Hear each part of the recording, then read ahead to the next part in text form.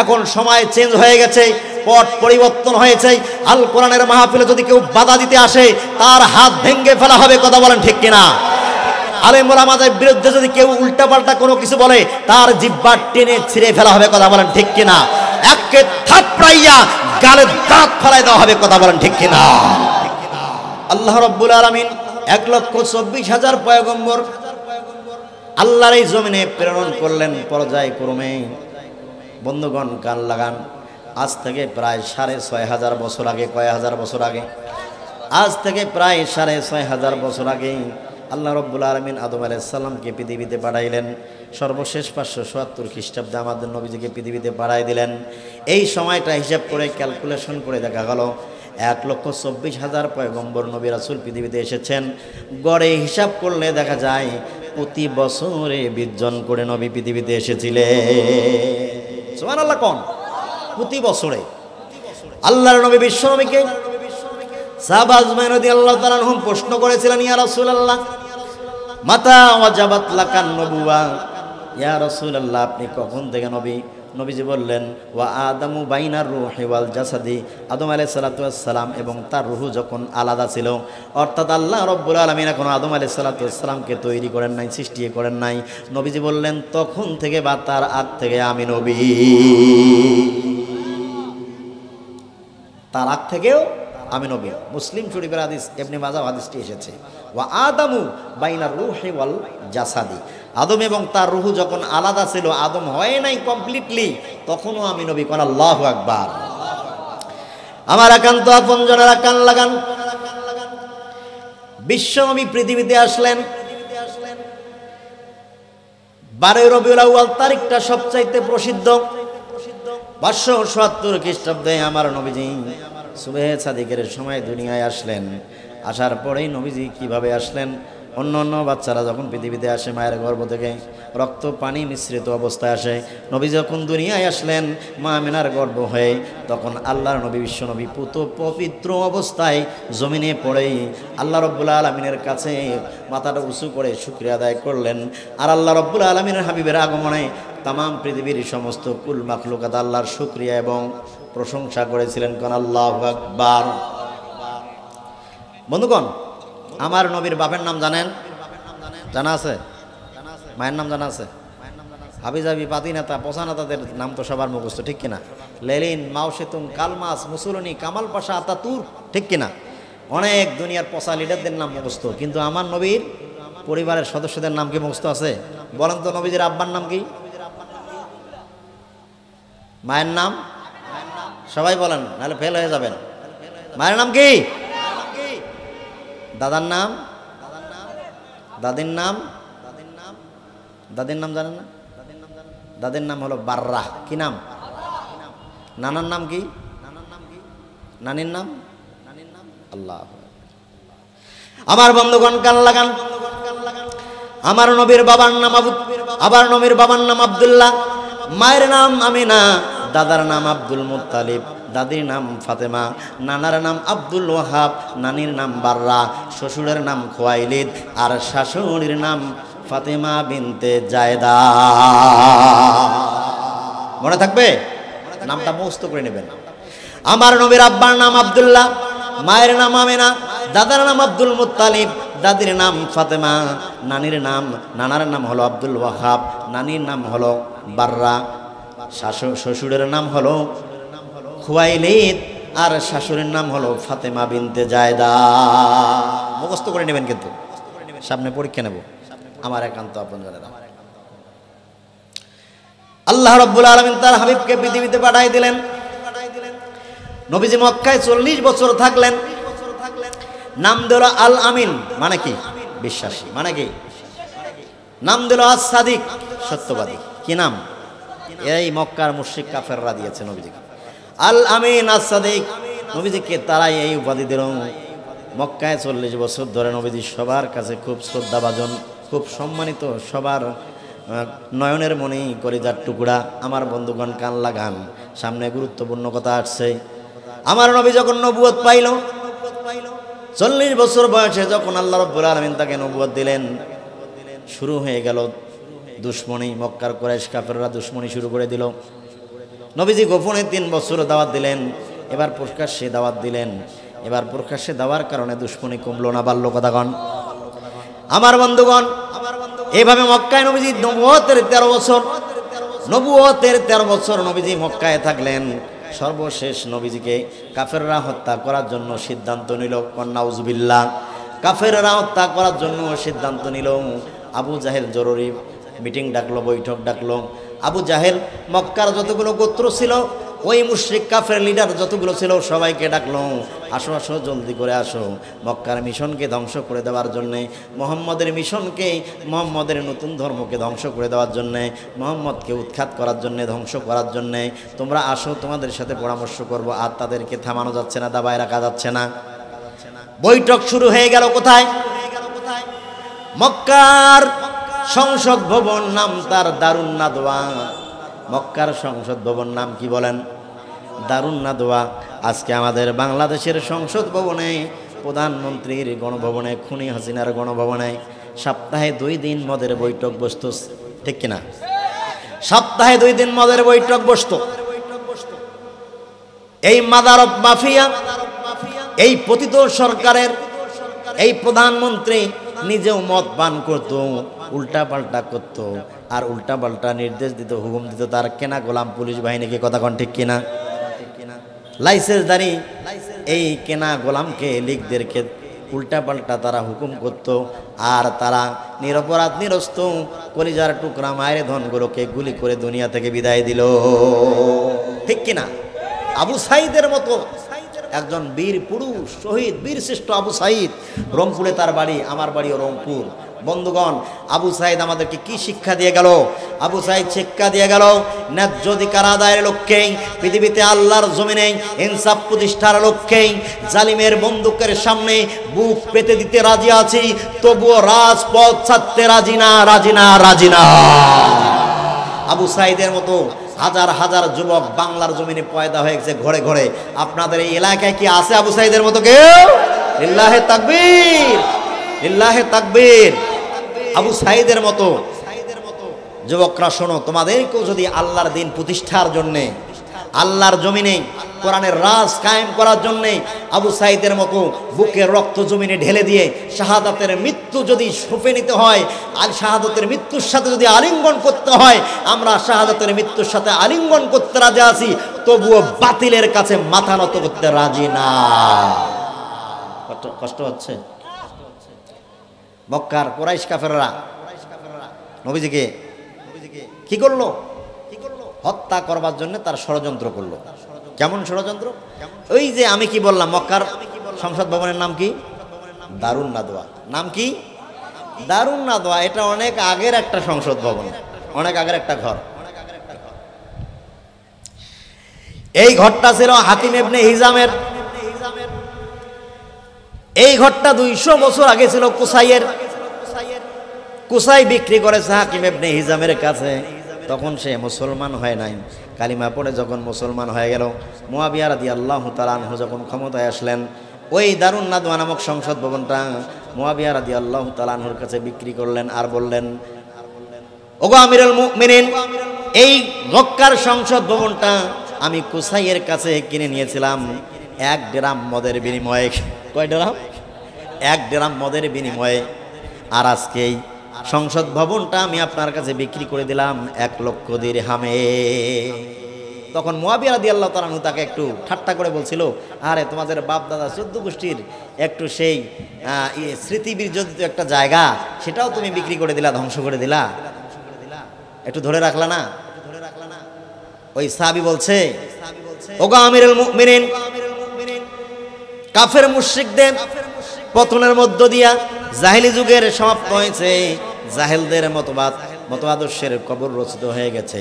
এখন তাকওয়ার ভিত্তিতে হবে সম্মান স্মৃতি। কথা কোন ঠিক কিনা? হযরতে হাকিম ইবনে হিজাম রাদিয়াল্লাহু তাআলা আনহু মুসলমান হওয়ার পরে মুআবিয়া রাদিয়াল্লাহু তাআলা আনহুর দরবারে এসে বললেন, আমি ঘরটা বিক্রি করব, সংসদ ভবনটা বিক্রি করব। 1 লক্ষ দিরহামে বিক্রি করলেন। উনি বললেন, 1 ড্রাম মদের বিনিময়ে এই ঘরটা কিনেছিলাম, আজ আমি 1 লক্ষ দিরহামে বিক্রি করে দিলাম। সবাই সাক্ষী থাকো, এই 1 লক্ষ দিরহাম আমি আল্লাহর রাস্তায় দান করে দিলাম। আল্লাহ রাস্তায় জান মাল বিলিয়ে দেওয়ার জন্য প্রস্তুত আছি তো মুসলমান, ইনশাআল্লাহ। ওই দারুন নাদওয়া নামক মক্কার পার্লামেন্টে বৈঠক শুরু হয়ে গেল।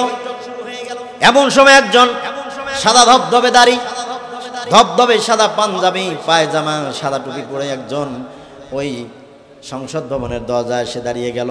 আবু জাহেল বলল, কে আপনি? আপনারা চিনি না। তিনি বললেন, আমি নাজদ থেকে এসেছি, ওই ইরাকের ভূমি নাজদ থেকে এসেছি, ওই নাজদ থেকে এসেছি আমি। আমার নাম হলো নাজদের শাইখে নাজদি। আমি এসেছি আপনাদের এই প্রোগ্রামে একজন হিতাকাঙ্ক্ষী হিসেবে, পরামর্শদাতা হিসেবে আমি নিজেও আপনাদেরকে পরামর্শ দেব। আবু জাহেল বলল, ওয়েলকাম, বসেন।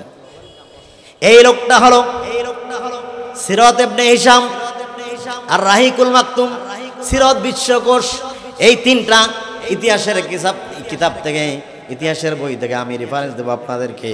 উনি লিখেছেন, সিরাত ইবনে হিশাম লিখেছেন, ওই শাইখে নাজদি পৃথিবীর অন্য কেউ নয়, তিনি হলেন মিস্টার ইবলিস। তিনি কি? মিস্টার ইবলিস। সাদা ধবধবে দাড়ি, সাদা পাঞ্জাবি, পায়জামা, সাদা টুপি। আমার বন্ধুগণ, এরকম ইবলিস মার্কার লোক আমাদের বাংলাদেশে নাই। সালমান এফ রহমান ঠিক ওই রকম ইবলিস, কথা কোন ঠিক কিনা? পতিত সরকার যেদিন 5ই আগস্ট পতন হলো, দেশ ছেড়ে পলায়ন করলো, সে আবার মাঝে মাঝে কি বলে যে আমি দেশের খুব কাছাকাছি আছি, আমি দেশের খুব কাছাকাছি আছি, যাতে চট করে ঢুকে যেতে পারি। কথা কোন ঠিক কিনা? আমরা আজকের এই মাহফিল থেকে বলতে চাই, পতিত সরকারের খুনি মাদারব মাফিয়া, আপনি ইন্ডিয়ায় আছেন, ইন্ডিয়ায় থাকেন, ওখানে আপনি নিরাপদ আছেন, আপনাকে আসতে হবে না বাংলার জমিনে। জুলাই গণহত্যার বিচার যেই দিন শুরু হয়ে যাবে, সেই দিন আমরা আপনাকে ধরে এনে বিচারের কাঠগড়ায় দাঁড় করাবো, আপনার ফাঁসি নিশ্চিত করবো, ইনশাআল্লাহ। কথা ঠিক কিনা? আমার একান্ত আবেদন, চট করে ঢুকে পড়বে। বাপের বাড়ির আবদার, শহীদের রক্তের গন্ধ এখনো যায় নাই। শহীদের রক্তের সাথে গাদ্দারি করা যাবে না, বেঈমানি করা যাবে না। আল্লাহর এই জমিনে আল্লাহ রাজ কায়েম করার জন্যে যদি এই মাদারব মাফিয়া আবার মাথা চাড়া দেয়, আল্লাহর এই জমিনে আল্লাহর দিন কায়েমের জন্য ইসলামের দুশমনের বিরুদ্ধে কে কে রুখে দাঁড়াবে? দুহাত তুলে আল্লাহকে দেখা। মুসলমান তাকবীর দিতে জানে না। মুসলমান এক লোক মোটরসাইকেল নিয়ে যাচ্ছে, রাত বাজে 3টে। রাত কয়টা বাজে? 3টে। এখন ডাকাতের কবলে পড়ে গেছে। ডাকাত বলছে দাঁড়াও। শোনেন সবাই, মজার ঘটনা। ডাকাত বলছে দাঁড়াও, দাঁড়াইছে। কি আছে বের কর, পকেটে হাত দাও। বলছে ভাই কিচ্ছু নাই আমার কাছে, একটি পয়সাও নাই। বলছে যে মোটরসাইকেল কেন সাথে আছে? বলছে ভাই বাসায় পড়েছিল, আজকে শখ করে মোটরসাইকেলটা নিয়ে এসেছে ভাই, গাড়িটা আমার না। তখন ওই ডাকাত বলছে ওই লোককে, এই প্যান খোল, ল্যাংটা হ। কয় ভাই চেক করেন, কিচ্ছু পাবেন না কোথাও। ল্যাংটা হবো কেন? কয় না, ল্যাংটা হতে হবে তোকে। কথাটা শুনতে কিন্তু খারাপ লাগবে, মাপ চেয়ে নিচ্ছি, কিন্তু বাস্তবতার সাথে মিলাই নেবেন, ঠিক কিনা? বলছে প্যান খোল। কয় ভাই বলেন কি জন্য প্যানটা খুলবো? কয় তোর নাবির নিচের একটা ছিড়বো। নাবির নিচের, বুঝেন তো নাবির নিচে কি আছে? ওখানে কি বলা যায় কিছু? তো নাবির নিচের একটা, ভদ্র ভাষায় বলে, একটা পশম ছেড়বো। কয় এটা আবার কেন করবেন? বলছে যে তুই যখন এখান থেকে যাবি, গিয়ে গ্রামে তুই যেখানে চাকরি করি, সব জায়গায় মাইকিং করবি, ঢোল পিটাবি, যে রাতে আমাকে বিরাট বড় বড় কয়েকটা ডাকাত ধরছিল, আমার একটা পশমও ছিঁড়তে পারে নাই, ওই জন্য তোর একটা পশম ছিড়বো। কথা কোন ঠিক কিনা? আমার বন্ধুগণ কাল লাগান, ডাকাত যেমন বড় ছিল, তুমি যখন আবার গ্রামে লোকালয়ে তোমার কর্মস্থলে চলে গিয়ে বলবা ডাকাত আক্রমণ করেছিল, আমার একটা পশমও ছিঁড়তে পারে নাই। আজকে যদি এই খুনি মাদারব মাফিয়া জুলাইয়ের গণহত্যার এই খুনি হাসিনাকে বাংলার জমিনে শাস্তি কার্যকর করা না হয়, তাহলে এই মাদারব মাফিয়া বলবে আমার একটা পশমও ছিঁড়তে পারে নাই। কথা বলা ঠিক কিনা? এই জন্য পশম ছেড়ার দরকার আছে না নাই? একে ল্যাংটা করে ভালো করে সাইজ করতে হবে। আরে মোলামাদেরকে ফাঁসির কাস্তে ঝুলাই দিল নিজেকে টিকিয়ে রাখার জন্য। কথা কোন ঠিক কিনা? মুসলমান চিন্তা করে কি দেখো, ইসলামী আন্দোলনের ইসলামী আন্দোলনের 11 থেকে 13 জন বীর মুজাহিদকে তারা ক্ষমতায় টিকিয়ে থাকার জন্য জবাই করে দিল, ফাঁসিতে ঝুলিয়ে দিল। মুসলমান চোখ বন্ধ করে থাকার আর সময় নাই। ফাতাবিরু ইয়া উলিল আবসার, চোখ খুলে দেখো মুসলমান জাতির উপরে কারবালা চলছে। কথা বলেন ঠিক কিনা? কোন ইবলিসের সাথে তোমার সম্পর্ক? জাতির ইবলিস সামনে আসতেছে ঘটনা, বিচার হতেই হবে। কথা বলেন ঠিক কিনা? খুলাফায়ে রাশেদার সোনালী দিন কেন যে ফিরে আর আসে না, সকলেই পেয়ে তার অধিকার, কেন যে মন খুলে হাসে না। কথা বলেন ঠিক কিনা? মন খুলে হাসার সময় এসেছে। কোন আল্লাহু আকবার। আমার একান্ত আপনজনেরা কান লাগান, মিটিং শুরু হয়ে গেল। একজন বলল মোহাম্মদকে জেলখানায় বন্দী করা হোক। সেই জেলখানাটা হবে কেমন? দুনিয়ার কোনো জেলখানা নয়, সেই জেলখানাটা হবে ছাদ খোলা জেলখানা। সারাদিন রোদের মধ্যে মোহাম্মদ রোদের মধ্যে পূর্বে, আর বৃষ্টি আসলে ভিজবে, এরকম একটা জেলখানায় তাকে ঢুকে ফেলা হোক। মিস্টার ইবলিস বলতেছে তোমার এই প্রস্তাব গৃহীত হলো না, কারণ মোহাম্মদের যে অনুসারী ওয়ারিস সাহাবীরা আছে এরা মিছিল নিয়ে যাবে, জেলের তালা ভাঙবো, মোহাম্মদ সাল্লাল্লাহু আলাইহি সাল্লামকে আনবো। কথা কোন ঠিক কিনা? জেলখানায় ওরে রাখতে পারবেন না।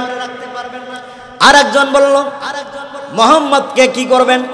দেশ থেকে নাগরিকত্ব ক্যান্সেল করে দিয়া, বহিষ্কার করে দেন, দেশ থেকে বের করে দেন। মিস্টার ইবলিস বলল এটাও হবে না, কারণ দেশ থেকে বের হয়ে যখন অন্য দেশে চলে যাবে ওখানে মোহাম্মদের যে শ্রুতিমধুর কণ্ঠ আর তেলাওয়াত, কোরআনের তেলাওয়াতের ঝংকারে মানুষ যাকে যাকে দলে দলে এসে ইসলাম গ্রহণ করবে, কালিমা পড়ে মুসলমান হয়ে যাবে, অনেক শক্তিশালী হবে। ওখান থেকে মক্কায় আক্রমণ চালিয়ে আমাদের সব কিছু এলোমেলো করে দিবে, লণ্ডভণ্ড করে দিবে। কথা কোন ঠিক? মিস্টার ইবলিস বলতেছে না, এটাও হবে না। দেখেন হায়রে। এবার আবু জাহেল বলছে সময় নাই, আমার পরামর্শ শোনো। আবু জাহেল নিজে বলছে বন্দী করাও হবে না, দেশ থেকে বের করে দেওয়াও যাবে না, একে সরাসরি হত্যা করে ফেলতে হবে। মিস্টার ইবলিস হাতে তালি দিয়ে বলল রাজি আছি, সবাই আমরা রাজি আছি, এই সিদ্ধান্ত কার্যকর করা হোক। এই সিদ্ধান্ত গ্রহণ করা হলো। আমার বন্ধুগণ কান লাগান। এবার আবু জাহেল বলল কিভাবে হত্যা করা হবে? মক্কায় একজন মানুষকে হত্যা করলে সেই সময় 100টা লাল উটনি রক্তপণ হিসেবে, মুক্তিপণ হিসেবে দেওয়া লাগতো। 100 উটনি তো কারো নাই, তাহলে কি করা যায়? মক্কায় যতগুলো গোত্র আছে সব গোত্রের লোকদেরকে ডাক দাও, তরবারি চালাইতে যে পটু, তরবারি চালাইতে যে খুব ভালো পারে, সক্ষম, এরকম কিছু যুবকদেরকে দায়িত্ব দাও, এদের হাতে তরবারি তুলে দাও। এরা সবাই মোহাম্মদকে একসাথে আক্রমণ করবে আর সবার উপরে রক্তপণ বর্তে যাবে। সবাই সবার বাড়ির উট নিয়ে এসে রক্তপণ দিয়ে বেঁচে যাবে। কি বুদ্ধি দেখেন! সবাইকে ডাক দেওয়া হলো। 18 জন যুবক পাওয়া গেল। কতজন? 18 জন যুবক পাওয়া গেল। 18 জন যুবক উলঙ্গ ধারালো অস্ত্র তরবারি হাতে নিয়ে নবীজির বাড়ির গেটের সামনে দাঁড়ায় গেল। আর তারা পরিকল্পনা করলো 18 জন যুবক একসঙ্গে মোহাম্মদকে, সবাই বলি সাল্লাল্লাহু আলাইহি সাল্লাম, তরবারি দেয়া কোপ দেব। মোহাম্মদ সাল্লাল্লাহু আলাইহি সাল্লামের দেহ মুবারকটা 18 কোপে 19 খণ্ড হয়ে যাবে। কন নাউজুবিল্লাহ।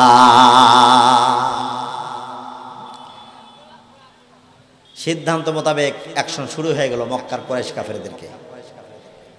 তারা নবীজিকে ইসলামকে উৎখাত করার জন্য তারা যে ষড়যন্ত্র করছিল, আজও ইসলামী আন্দোলনের যারা কর্মী আল্লাহর দিন আল্লাহর জমিনে কায়েম করতে চায়, কোরআনের সমাজ আল্লাহর জমিনে প্রতিষ্ঠা করতে চায়, তাদেরকে কোপানোর লোক আছে কি নাই?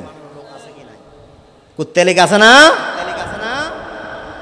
কোথাও যদি কোনো বাড়াবাড়ি করে গণধোলাই দিয়া ঠান্ডা করে দিতে পারবেন না।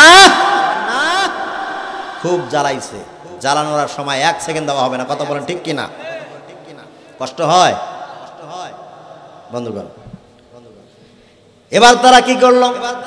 সিদ্ধান্ত মোতাবেক আবু জাহেল বলল আজ রাতে বাড়ি গ্রেফতার করো। আল্লাহ রাব্বুল আলামিন এবার কোরআনের আয়াত নাযিল করলেন সূরা আনফালের 30 নম্বর আয়াত, ওয়া ইয ইয়ামকুরু বিকাল্লাযীনা কাফারু লিইউসবিতুকা আও ইয়াকতুলুকা আও ইখরিজুকা ওয়া ইয়ামকুরুনা ওয়া ইয়ামকুরুল্লাহ ওয়াল্লাহু খৈরুল মাকিরিন। আল্লাহ রাব্বুল আলামিন তাদের ষড়যন্ত্র ফাঁস করে দিল। বললেন নবীজি, তারা আপনাকে জেলখানায় বন্দী করতে চায়, দেশ থেকে বের করতে চায়, হত্যা করতে চায়। আল্লাহ রাব্বুল আলামিন বললেন তারাও ষড়যন্ত্র করে, আমিও কৌশল করি। গণ সুবহানাল্লাহ। আল্লাহু খৈরুল মাকিরিন, আমি হচ্ছি সর্বোত্তম কৌশলকারী। গণ সুবহানাল্লাহ। আল্লাহ সর্বোত্তম কৌশলকারী। আল্লাহর কৌশল দেখেন। নবীজি, আজ রাতে আপনাকে হিজরত করতে হবে, মক্কা থেকে মদিনার উদ্দেশ্যে রওনা করতে হবে। নবীজি আবু বকর রাদিয়াল্লাহু তাআলা আনহুকে বললেন আজ রাতেই হিজরত করতে হবে। নবীজি তার বাড়িতে হযরত আলী রাদিয়াল্লাহু তাআলা আনহুকে বললেন, আলী রে, আমার কম্বলটা মুড়ি দিয়ে আমার বিছানায় শুয়ে পড়ো। কাফের মুশরিক বেঈমানরা যারা আমাকে আমানত দিয়েছে, এই আমানতগুলা কাল তুমি বুঝে দিবে রে আলী। আলী রাদিয়াল্লাহু তাআলা আনহু কোনো প্রশ্ন করলেন না, কোনো টেনশন করলেন না। তিনি নিশ্চিত কাফেরদের তরবারির কোপে দুনিয়া থেকে চিরবিদায় নিয়ে যাবেন, শহীদ হয়ে যাবেন। এই এতটুকু আশা নিয়ে তিনি শুয়ে পড়লেন। আমার বন্ধুগণ, কান লাগান, আমরা যারা নিজেকে আশেকে রাসূল দাবি করি, কি রাসূল? আশেকে রাসূল দাবি করি, নবীজির খেলা হয়, আমরা অ্যাকশনে যাই না, আমরা প্রতিবাদ করি না। কথা কোন ঠিক কিনা? আশেকে রাসূল তো হযরত আলী নবীজির বিছানায় শুয়ে পড়েছেন। কাফেররা হত্যা করুক, কোপ মারুক, যাই করুক, জীবন যাবে, নবীজির নির্দেশ অমান্য করব না। তারাই হচ্ছে আসল প্রকৃত আশেকে রাসূল। আর আমরা যারা নিজেকে আশেকে রাসূল প্রমাণ করতে চাই, আমরা হইলাম ধোঁকাবাজ। কথা কোন ঠিক কিনা? কষ্ট হয় আমার একান্ত আপনজনেরা। হযরত আলী রাদিয়াল্লাহু তাআলা আনহুকে নবীজি আমাদের সমস্ত মাল সামান বুঝাই দিলেন, দিয়ে আল্লাহ রাব্বুল আলামিনের উপরে ভরসা করে এবার বের হয়ে যাবেন। চতুর্দিকে নবীজির বাড়ি ঘিরে রেখেছে। নবীজির দরজায় বলেন তো কতজন যুবক তার তরবারি নিয়ে দাঁড়িয়ে আছে? সবাই বলেন কতজন? সভাপতি সাহেব, কতজন? 18 জন যুবক নবীজিকে কতল করার জন্য তরবারি নিয়ে দাঁড়িয়েছে। সম্মানিত হাজিরিন, কান লাগান। এবার আল্লাহ রাব্বুল আলামিন নবীজিকে বললেন, ইয়া রাসূলুল্লাহ, এক মুষ্টি বালু করে নেন, পাথর বালি নিয়ে বলেন শাহাতিল উজু বলে বালুটা নিক্ষেপ করে দেন। নবীজি শাহাতিল উজু বলে বালুটা নিক্ষেপ করে দিলেন। এই বালুগুলো সমস্ত কাফেরদের মাথার উপর গিয়ে পড়ল। ওমা রমাইতা ইয রমাইতা ওয়ালাকিন্নাল্লাহা রামা। নবীজি, যখন আপনি বালু নিক্ষেপ করেছিলেন তখন আপনি নিক্ষেপ করেন নাই, আমি আল্লাহ স্বয়ং নিক্ষেপ করে দিয়েছি। সুবহানাল্লাহ। এবার নবীজি বের হয়ে চলে গেলেন। মিস্টার ইবলিস আবার ফিরে আসলো, এসে সবাইকে বলল, তোমরা এখানে দাঁড়িয়ে কেন আছো? বলল যে মুহাম্মদকে কতল করব। মিস্টার ইবলিস বলল, মুহাম্মদ তো কখনোই বের হয়ে চলে গেছে এইদিকে। কোন আল্লাহু আকবার। তারা অবাক হয়ে গেল। মিস্টার ইবলিস বলল, অবাক হওয়ার কোনো কারণ নাই, তোমরা মাথায় হাত দিয়ে দেখো, তোমাদের মাথায় বালি আছে। মুহাম্মদ বালি ছিটাই দিয়ে চলে গেছে। মাথায় হাত দিয়ে দেখলো, আরে বালু, ঠিক এই কথা। আল্লাহ রাব্বুল আলামিন নবীজিকে পার করে দিয়েছেন। নবীজি আবু বকর রাদিয়াল্লাহু তাআলা আনহুর বাড়িতে চলে গেলেন। আবু বকরকে সঙ্গে নিয়ে মক্কা থেকে মদিনা হলো উত্তর দিকে। নবীজি উত্তর দিকে না গিয়ে চলে গেলেন দক্ষিণ দিকে। মক্কা থেকে 5 কিলোমিটার দূরে গারে সুর পাহাড়, জমিন থেকে 5 কিলোমিটার উঁচু পাহাড়, সেই পাহাড়ের গুহায় গিয়ে নবীজি আশ্রয় নিলেন আবু বকর রাদিয়াল্লাহু তাআলা আনহু। কোন আল্লাহু আকবার। কাফেররা টেনশনে পড়ে গেলেন, কোন দিক দিয়ে চলে গেল। এই কথা সূরা ইয়াসিনের 9 নং আয়াতে আল্লাহ রাব্বুল আলামিন বলছেন, ওয়াজআলনা মিন বাইনি আইদিহিম সাদ্দান ওয়া মিন খালফিহিম সাদ্দান ফাআগশাইনাহুম ফাহুম লা ইউবসিরুন।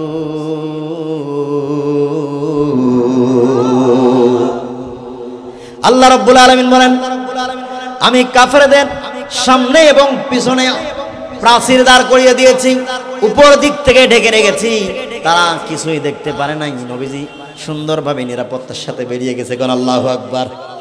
ওয়াল্লাহু ইয়াসিমুকা মিনান নাস।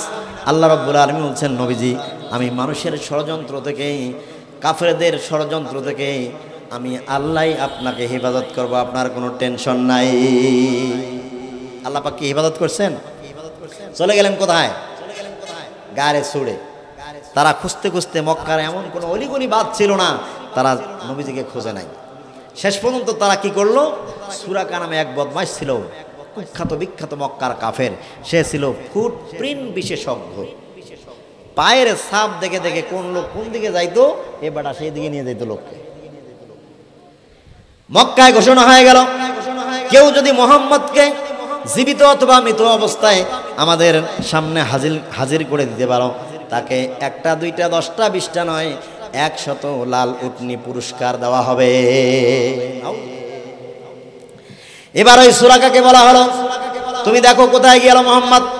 সুরাকা পায়ের চিহ্ন দেখে দেখে চলে গেলেন সেই গন্তব্যের দিকে, অর্থাৎ ছুর পাহাড়ে। নবীজি এমন ভাবে হাঁটলেন যাতে মুশরিকেরা পায়ের চিহ্ন আবিষ্কার করতে না পারে। নবীজি 2 পায়ের উপরে আঙ্গুলের উপরে ভর দিয়ে হাঁটতে লাগলেন। নবীজির পায়ের আঙ্গুল মোবারকগুলো পাথরের গুতায় ক্ষত বিক্ষত হয়ে গেল, রক্ত বের হয়ে গেল। এরপরেও তারা চলে গেছে কোথায়, জায়গা মতো গিয়ে তারা আলাপ আলোচনা করতেছে।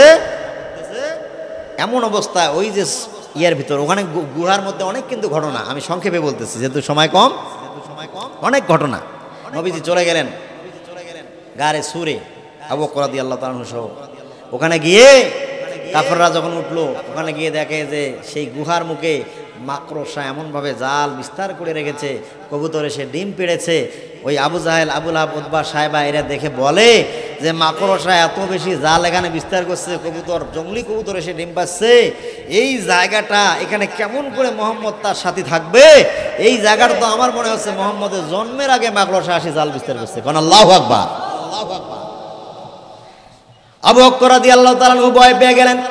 আল্লাহ রাব্বুল আলামিন ওহী নাযিল করলেন, ইয়াকুলু লিসাহিবিহি লা তাহজান ইন্নাল্লাহা মা'ানা। ভয় পাবার কোনো কারণ নাই, টেনশন নাই, চিন্তা নাই, তোমরা দুজন নও, আমি আল্লাহ পাক তোমাদের সাথে রয়েছি। কোন সুবহানাল্লাহ। নবীজি শুক্রবার রাতের ঘটনা, শুক্র গেল, শনি গেল, রবি গেল, 3 দিন ওই পাহাড়ের গুহায় থাকলেন। সোমবারে হিজরত করা শুরু করলেন। হিজরত করে নবীজি চলে গেলেন মদিনায়। 8 দিন পর, কয়দিন পর সোমবারে রওনা করেছেন।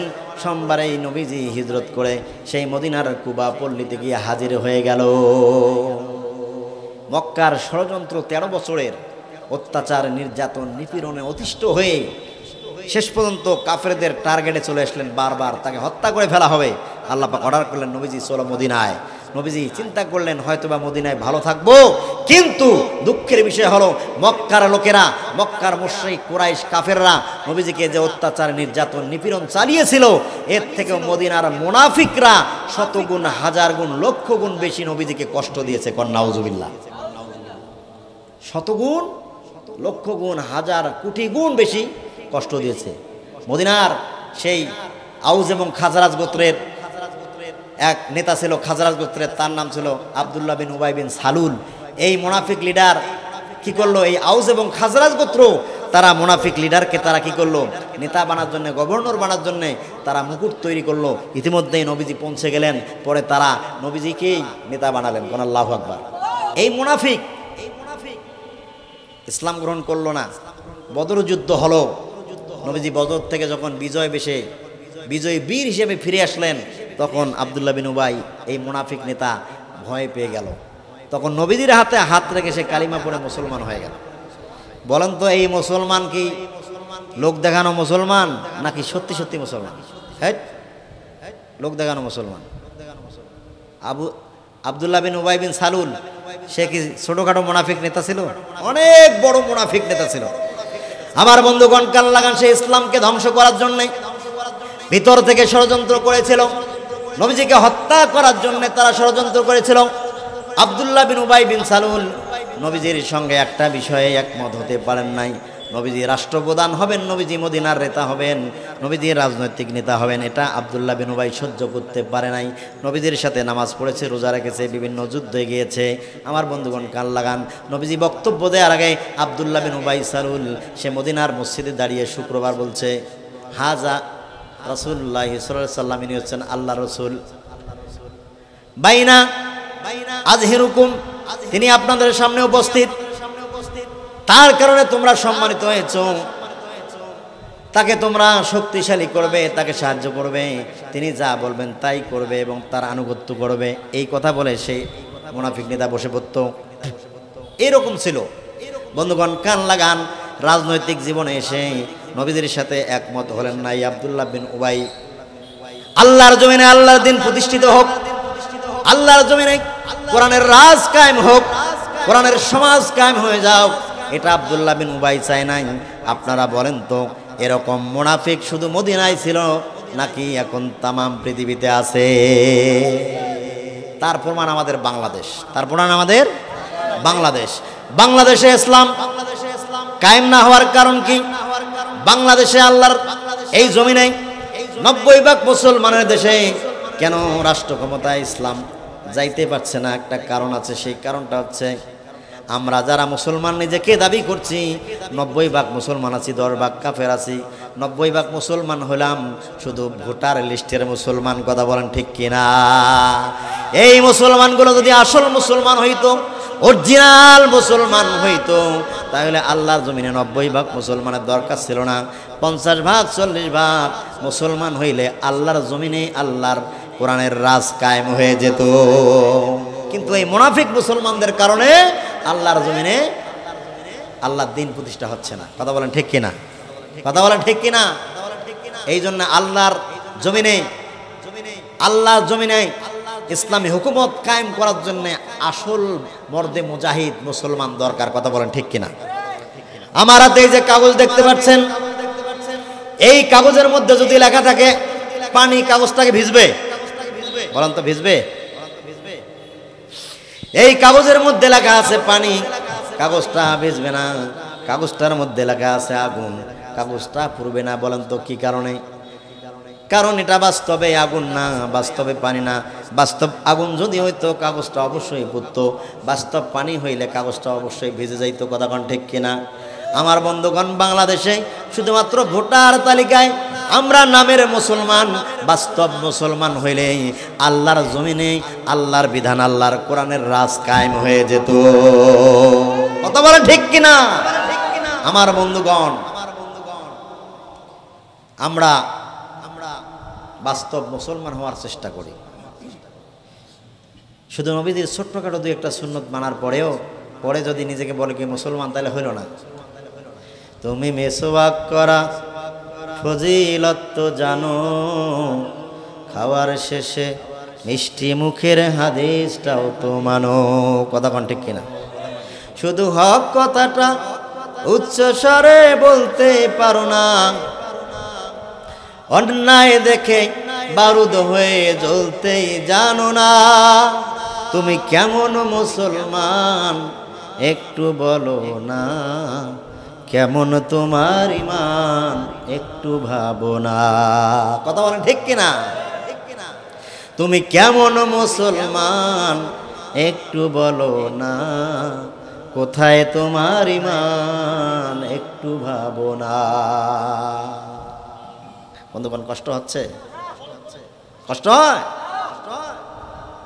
আমার একান্ত আপনজনেরা কান লাগান, তুমি যেই কোরআনের ওয়াজ করলে হাদিয়া তোফা মিলে, দেখো সেই কোরআনের তাফসির করে কত জনা জেলে। তুমি যেই কোরআনের বয়ান দিলে হাদিয়া তোফা মিলে, দেখো সেই কোরআনের ব্যাখ্যা লেখে কেউ ফাঁসিতে ঝোলে। তুমি দুনিয়ার মোহে জীবনের মায়া ছাড়তেই জানো না, খোদার রাহে নিজের জীবন বিলিয়ে দিতেই জানো না। তুমি কেমন মুসলমান একটু ভাবো না, কেমন তোমার ঈমান একটু বলো না, কথা বলেন ঠিক কিনা? বন্ধুগণ, বিলালের মতো 500 বছর বেঁচে থাকার কোনো লাভ নাই, আল্লাহর কোরআনের পাখি বলে গেছে, কথা বলেন ঠিক কিনা? টুকটুক করে সেজদা দিয়ে কতদিন আর বুড়া হয়ে আল্লাহর জান্নাতের আশা করবা? এই মুসলমান, আল্লাহর জমিনে আল্লাহর কোরআনের রাজ কায়েম করার জন্যই, আল্লাহর জমিনে বাংলার জমিনে আল কোরআনকে রাষ্ট্র ক্ষমতায় নিয়ে যাওয়ার জন্য যদি লিল্লাহি তাকবীর আল্লাহু আকবার স্লোগান দিয়ে যুদ্ধের ময়দানে ঝাঁপিয়ে পড়ে, যুদ্ধের ময়দানে ঝাঁপিয়ে পড়ে কাফের মুশরিক বেঈমান আর মুনাফিকদের মোকাবেলা করে যদি তুমি শাহাদাতের মৃত্যু, শাহাদাতের মউত যদি আলিঙ্গন করতে পারো, মরার সাথে সাথে তুমি আল্লাহর জান্নাতে চলে যাবা। কথা বলেন ঠিক কিনা? নামাজ পড়ে জান্নাত যেতে পারবা কিনা সন্দেহ, ঠিক কিনা? রোজা রেখে জান্নাতে যেতে পারবে কিনা সন্দেহ আছে। হজ করে জান্নাতে যেতে পারবে কিনা সন্দেহ আছে। কিন্তু আল্লাহর জমিনে আল্লাহর দ্বীন প্রতিষ্ঠার লড়াইয়ে শহীদি কাফেলায় যোগদান করে জিহাদের ময়দানে গিয়ে যদি জিহাদ করে আল্লাহর দ্বীন প্রতিষ্ঠার লক্ষ্যে যদি নিজের জীবনটা বিলিয়ে দিতে পারো, নিজের জীবনটা শুধু দেওয়া বাকি, সাথে সাথেই তুমি আল্লাহর জান্নাতে প্রবেশ করবা। কারণ আল্লাহু আকবার। কষ্ট হয় বন্ধুগণ। এখন যেহেতু মদিনায় মুনাফিক ছিল বেশি, নবীজিকে খুব কষ্ট দিত। মদিনায় মুনাফিক নেতা আব্দুল্লাহ বিন উবাই বিন সালুল যখন মারা গেল, নবীজি কিন্তু, তার ছেলে ছিল সাহাবী, নবীজি কিন্তু তার ছেলে যখন আসলো নবীজিকে বললেন, ইয়া রাসূলুল্লাহ, আমার আব্বা মারা গেছে, আপনার জুব্বা মুবারক দেন, আপনার জুব্বা মুবারক দিয়ে আমার আব্বার কাফনের কাফন দেবো। নবীজি জুব্বা মুবারক দিলেন। ছেলে বললেন, ইয়া রাসূলুল্লাহ, আমার আব্বার জানাজার ইমামতি আপনাকে করতে হবে। নবীজি সাহাবীদেরকে নিয়ে চলে গেলেন। নবীজি জানাজা পড়াবেন, কাতার সোজা করতে বললেন। উমর রাদিয়াল্লাহু তাআলা পিছন থেকে টানি ধরলেন, ইয়া রাসূলুল্লাহ, এই তো সেই মুনাফিক, আপনাকে অমুক অমুক অমুক করেছে, ইয়াউমা কাজা ওয়া কাজা, কাজা ওয়া কাজা।